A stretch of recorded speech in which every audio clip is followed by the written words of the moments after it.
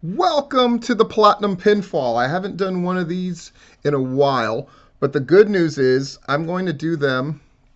My goal is every day. So they're going to be quick, fast, and dirty. 3 wrestling stories. 1, 2, 3. I give you my quick takes on them. I'm going to put these up on my Patreon first, and then a couple of days later, I'll release it to the general public. So yet another reason to join my Patreon if you haven't already done so. That information's down below. But let's just jump into this mess, man.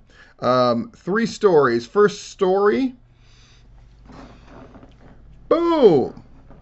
Right? The Terminus Directive. So Terminus is a show that's taking place on the 16th in Atlanta, Georgia, and it's already sold out.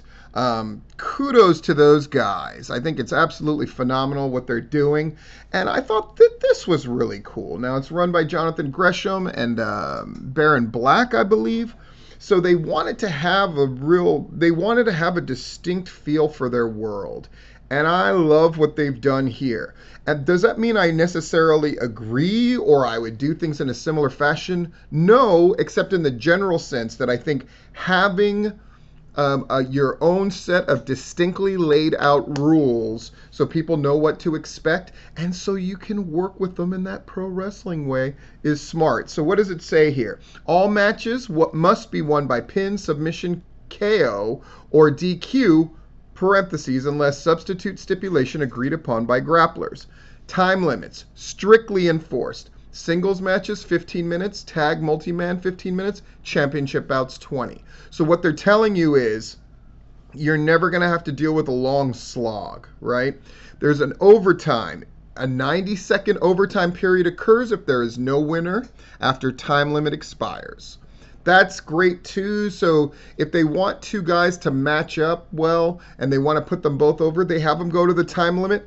Then really whoever wins in overtime, which I would suggest that they do more often than not, I think that that's cool and it gives another level of excitement when a time limit is reached. I think it's very smart. Grapplers will start overtime period in a neutral position. If there is no decision when overtime expires, the result is a draw.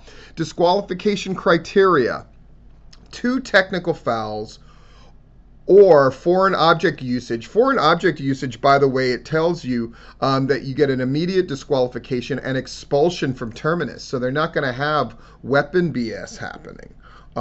Again, that's their avenue to take, though I'm sure that they could also work it where somebody used a foreign object and didn't get caught, and that's dangerous and all that kind of stuff. Or outside interference is just a disqualification right off the bat, which is cool.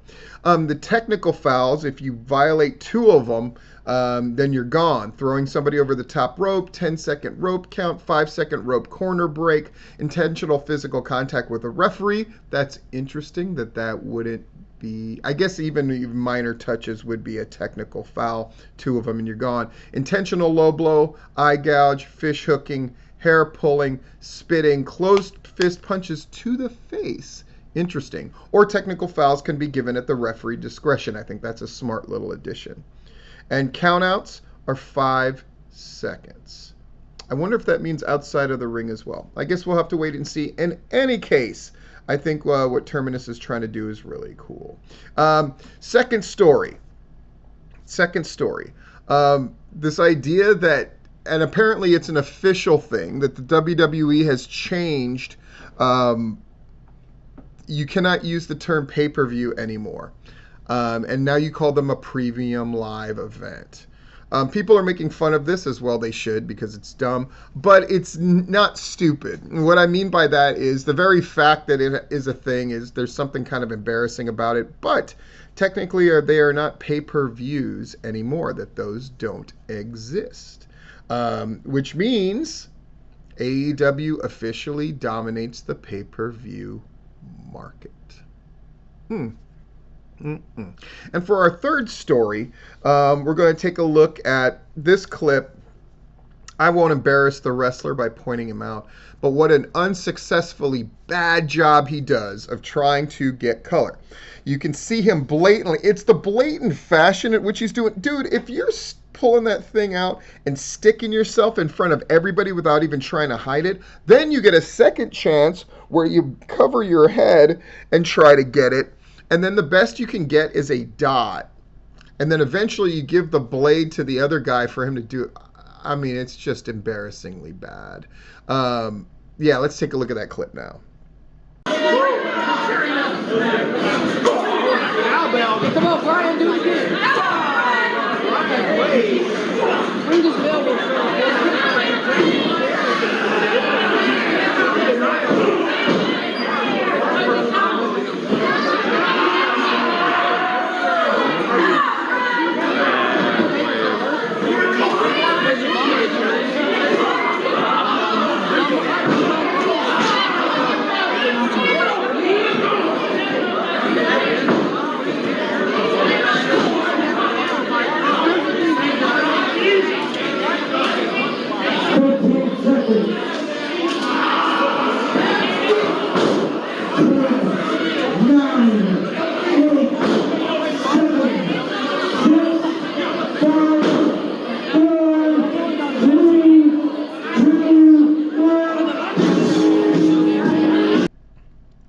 And just to point out how awful this color is. Now, keep in mind, this is in the Landmark Arena, where it is a point of pride. It's a point of pride in wrestling in general to get good color, or at least some color. But in that building, I would say it's even doubly so imperative that you do it.